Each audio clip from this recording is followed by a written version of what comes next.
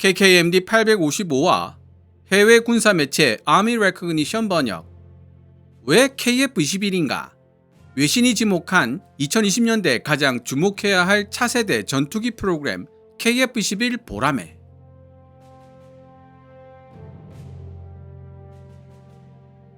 기술적 정교함, 준비된 양산 능력, 전략적 수출 유연성을 모두 갖춘 KF-21 보라매는 2020년대 차세대 전투기 프로그램들 중에서 가장 주목해야 할 주인공으로 떠오르고 있다. 벨기에에 본부를 두고 있는 군사 전문 매체 아미 레코그니션이 지난 7월 31일 게재한 기사를 통해 분석한 내용입니다. 2차 양산 계약이 확정되고 공대공, 공대지, 공대함 임무를 모두 수행할 수 있는 블락2 버전의 KF-21 80대 양산까지 가시화되면서 전 세계 군사 매체들의 시선이 KF-21 보라매에 몰리고 있습니다. 아미 레코그니션은 도대체 무슨 근거로 2020년대 진행되고 있는 차세대 전투기 개발 프로그램들 중에서 KF-21 보라매가 가장 돋보인다고 분석한 것일까요? 아미 레코그니션은 기사에서 터키 칸, 유로파이터 타이푼, 다소 라팔, 5세대 스텔스 전투기의 대명사 F-35A, 그리고 JAS-39 그리펜의 최신 버전 그리펜 1을 KF-21 보라매와 하나하나 비교하고 있습니다. 그리고 그러한 분석의 결과로서 KF-21 보라매를 가장 주의 깊게 살펴봐야 한다고 역설하고 있는 것입니다. 먼저 아미 레코그니션이 지난 7월 31일에 게재한 기사를 번역해본 뒤 아미 레코그니션 분석의 타당성에 대해 함께 생각해보도록 하겠습니다. 아미 레코그니션 기사 원문은 노란색 글자로 제 개인적인 의견이나 역주는 하얀색 글자로 표시됩니다.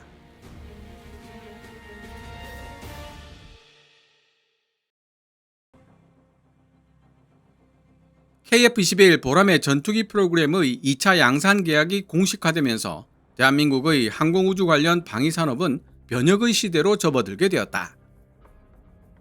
2032년까지 120대의 KF-21 보라매 전투기를 인도받는 계약을 체결하면서 한국 정부는 대한민국을 세계적인 방산기술 선도국으로 끌어올리기 위한 장기적 비전을 다시 한번 확인시켜줬다. 한국항공우주산업 카이가 개발한 KF-21 보라매는 지난 10년간 대한민국이 이룩한 급속한 산업 확장, 연구개발, R&D 투자, 그리고 방산 수출 경쟁력 강화를 위한 전략적 사고 전환 등을 바탕으로 비약적으로 발전한 대한민국의 군용 항공 역량을 여실하게 보여주는 증거물이다. 한국항공우주산업 카이와 방위사업청이 체결한 두 차례 순차 계약에 따라 한국형 전투기 KF-21 보라매가 공식적으로 양산되기 시작했으며 이 두 계약으로 블락1 버전 KF-21 보라매 40대가 확보되었다. 납품 일정에 따르면 처음 20대는 2027년까지, 나머지 20대는 2028년까지 대한민국 공군에 인도될 예정이다. 향후 추가 주문될 80대는 공대공, 공대지, 공대함 임무를 모두 수행할 수 있는 다목적 전투기 블락2 버전이 될 것으로 예상되는 가운데 2032년까지 도입이 확정된 120대의 KF-21은 미래 대한민국 공군력의 중추로 자리매김하게 된다. 지난 10년간 대한민국의 국방항공우주 산업은 면허를 받아 하청 생산하던 수준에서 첨단 전투기, 헬기, 위성, 무인기 등을 독자적으로 설계, 생산, 수출할 수 있는 수직 통합 생태계로 발전했다. 로키드 마틴과 공동 개발한 T-50 골든이글 고등훈련기를 시작으로 대한민국은 국산 전투기 개발의 토대를 성공적으로 마련했고 첨단 생산 라인, 테스트 센터를 아우르는 통합 공급망을 구축하는 데 성공했으며 이들을 통해 KF-21 사업과 미래 수출 플랫폼 개발이 진행되고 있다. KF-21 프로그램 하나만 해도 레이더를 개발하는 하나 시스템, 전자전 체계 및 미사일 시스템을 맡은 LIG 넥스1, 각종 정밀 부품을 생산하는 대한항공 등 크고 작은 250개 이상의 국내 협력사가 참여하고 있다. 국방과학연구소 ADD와 하나가 자체 개발한 KF-21 탑재용 A사 레이더는 개발이 어렵고 그 구조가 복잡해 지금까지 국내 개발에 성공했던 방산 기술들 중에서도 손꼽히는 주요 핵심 기술이라고 할 수 있다. 이와 동시에 대한민국은 국방 R&D 예산을 대폭 증액하여 2025년까지 연간 53억 달러, 한화 7조 5천억대를 돌파했으며 그중 상당 부분이 항공우주 프로그램에 투자되고 있다. 대한민국의 항공우주 산업 또한 세계 무대로의 진출을 확대하고 있다. 카이는 이라크, 필리핀, 태국, 말레이시아 등지에 FA-50 경전투기를 수출했으며 최근 폴란드와 계약을 체결했고 콜롬비아, 페루와도 협상을 진행 중이다. 이러한 수출은 도입국 예산에 맞춘 금융지원, 공동생산 제한, 탄탄한 사후 서비스 등을 통해 뒷받침되고 있다.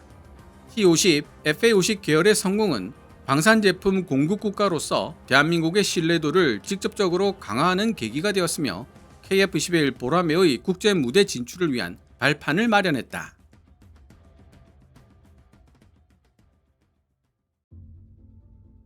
카이는 첨단 무인 전투 체계와 인공지능, AI 기반 자율 비행 기술을 동시에 개발하여 방위, 항공우주 분야에서 대한민국의 야망이 더욱 커지고 있다는 사실을 보여주고 있다. 카이의 로드맵에는 스텔스 형태일 가능성이 높은 소형 무인기와 보잉 MQ-28 고스트 배트를 추종한 로열 윙맨을 개발하여 KF-21 편대에 통합하는 작업이 포함된다. 이러한 프로젝트의 목적은 대한민국을 유무인 복합 전투 개념에서 누구보다 앞서 나가는 국가로 만드는 데 있다. KF-21 보라매 그 자체가 지난 10년간 놀랍도록 발전한 대한민국 산업 역량의 가시적 성과다.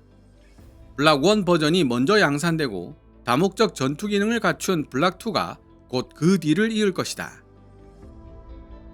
블락1 구성은 공중우세에 중점을 두고 있으며 10개의 외부 하드포인트, 시계외 장거리 공대공 미사일 BBR-AAM 미티어, 그리고 터치스크린 인터페이스를 갖춘 첨단 디지털 조종석을 갖추고 있다.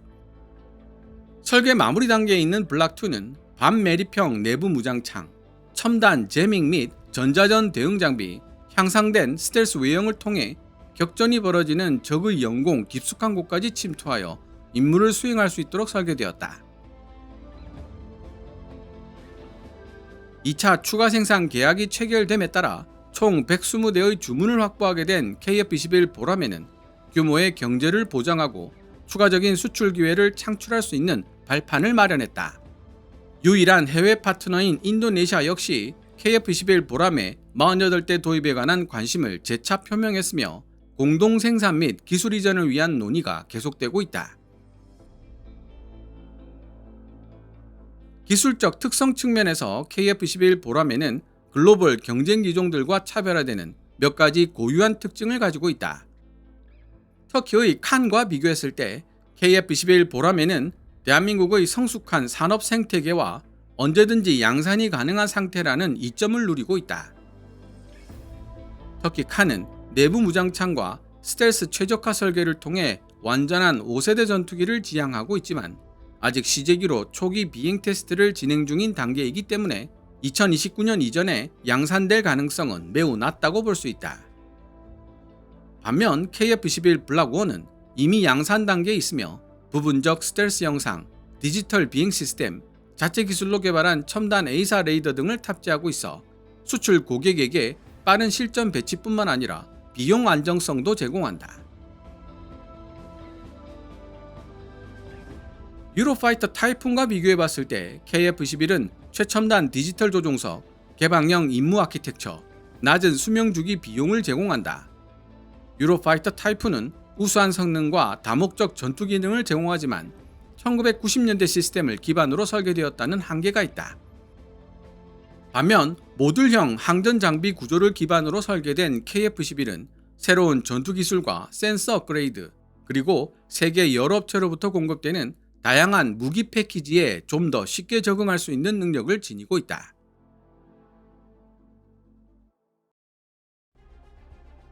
다소 라팔과 비교했을 때 KF-21 보라매는 쌍발 엔진 구성과 장기 업그레이드 로드맵이 돋보인다. 비록 라팔이 검증된 전투 기록과 내부 시스템 통합이라는 측면에서 장점을 보유하고 있지만 KF-21 보라매는 광범위한 무기 호환성과 더불어 산업 협력을 강조하는 전략을 통해 비용 효율적인 플랫폼을 제공하고 있다. 자체 기술로 개발한 KF-21 보라매의 소프트웨어와 레이더 시스템 또한 해외 공급업체에 대한 의존도를 낮춰 자주국방을 추구하려는 비동맹 국가들에게 더 큰 매력으로 다가올 것이다. 미국의 F-35A와 비교했을 때 KF-21 보라매는 스텔스 및 센서 융합 능력에서 F-35A의 상대가 되지 않지만 상당히 낮은 수준의 조달 및 운용 비용을 요구한다는 장점이 있다. 또한 미국의 국제 무기 거래 규정 ITAR에 따른 수출 제한과 미국산 군사 기술에 종종 수반되는 정치적 고려 사항을 피해갈 수 있다. 따라서 KF-21은 F-35A를 처음부터 도입할 수 없거나 보다 개방적이고 협력적인 성향의 기술 파트너를 선호하는 국가들에게 유력한 대안이 될 수 있다. 더욱이 KF-21 보라매 설계에 적용된 개방형 아키텍처는 엄격하게 통제되는 F-35A의 무장 시스템과는 달리 다른 지역이나 자체 개발한 무기를 손쉽게 통합시킬 수 있다는 장점을 지니고 있다. 마지막으로 스웨덴 사브 JAS-39E 그리펜과 비교했을 때 KF-21은 무장 탑재량, 항속거리, 다목적 전투 능력에서 그리펜을 능가한다. 그리펜은 비용 효율성과 전자전 측면에서 여전히 세계 상위권을 자랑하는 플랫폼이지만 KF-21 보라매의 쌍발 엔진 구성은 탁월한 추력대 중량비와 생존성을 제공한다. 그리펜과 KF-21 모두 신속한 기술 통합이라는 철학을 공유하지만 수요 증가에 유연하게 대응할 수 있는 대한민국 방산업계의 확장성과 정부가 지원하는 금융 혜택 덕분에 KF-21 보라매는 장기적인 수출 잠재력에서 그리펜보다 우위를 차지하고 있다. 새로운 계약에 따라 양산 과정이 가속화됨에 따라 KF-21은 대한민국 공군력의 중추가 될 뿐만 아니라 세계 전투기 시장에서 대한민국의 위상을 새롭게 정의할 것이다. 기술적 정교함, 준비된 양산 능력, 전략적 수출 유연성을 모두 갖춘 KF-21 보라매는 2020년대 차세대 전투기 프로그램들 중에서 가장 주목해야 할 주인공으로 떠오르고 있다.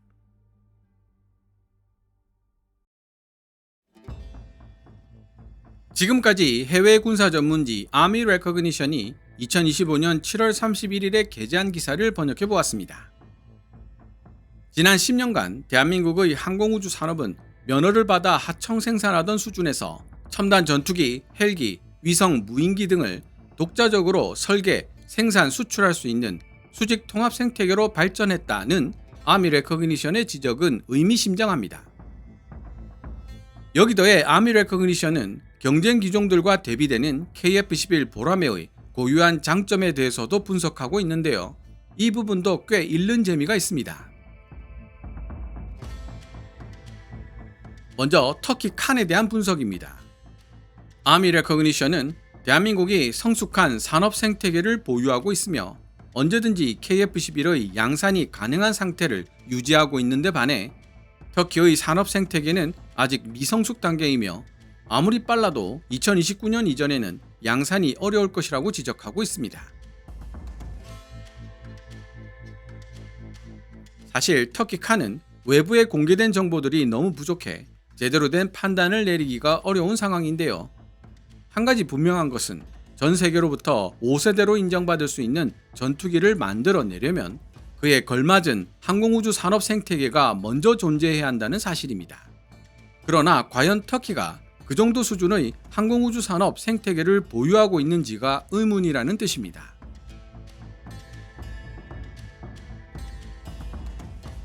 유로파이터 타이푼은 여러 면에서 KF-21 보라매를 상대하기가 버거워 보입니다.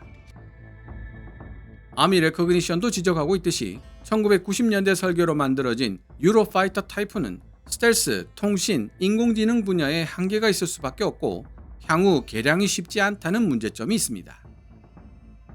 대당 총 도입비도 2억 달러, 한화 2,700억대로 KF-21 보라매보다 2배 정도 비쌉니다. 영국, 독일, 이탈리아, 스페인 4개국 공동 생산 제품이다 보니 물류 지원도 복잡하고 수출하고 싶어도 4개국 모두의 승인이 있어야 가능합니다. 계약에서 납품까지 원스톱 일사천리로 진행되는 KF11 보라매와 비교하기 어려운 부분이죠. 프랑스 라팔은 제법 강력한 경쟁력을 지닌 상대입니다.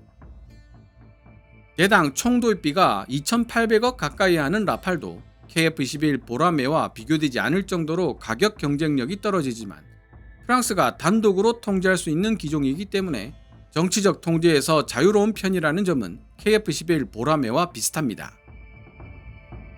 함재기로도 쓰이는 라팔의 가장 큰 매력은 실전에서 검증된 전투기이자 당장 써먹기 좋은 전투기라는 데 있습니다. 그에 비해 KF-21 보라매는 아직 공대공 전투만 가능한 블락 1 단계에 머물러 있으며 실전에서 검증되지도 못했죠. 그러나 최신 기술로 설계되어 센서, 전투 시스템 업그레이드가 용이하고 향후 인공지능, AI, 유무인 복합체계 멈티, 드론 윙맨 연계 가능성을 확보하고 있다는 측면에서 KF-21 보라매가 더 큰 잠재력을 지니고 있다고 볼 수 있습니다. 정리하자면 지금 당장 써먹을 수 있는 강력한 공군이 필요한 국가에게는 라팔이 좀 더 호소력이 있을 수 있지만 가성비, 확장성, 수출 유연성 등을 종합하여 미래 공군 전력을 양성하고자 하는 나라라면 KF-21 보라매에 더 큰 매력을 느끼게 될 것이라는 뜻입니다. 그리펜 EF와 KF-21 보라매의 장단점에 대해서는 854화에서 자세히 다루었기 때문에 여기서는 생략하도록 하겠습니다.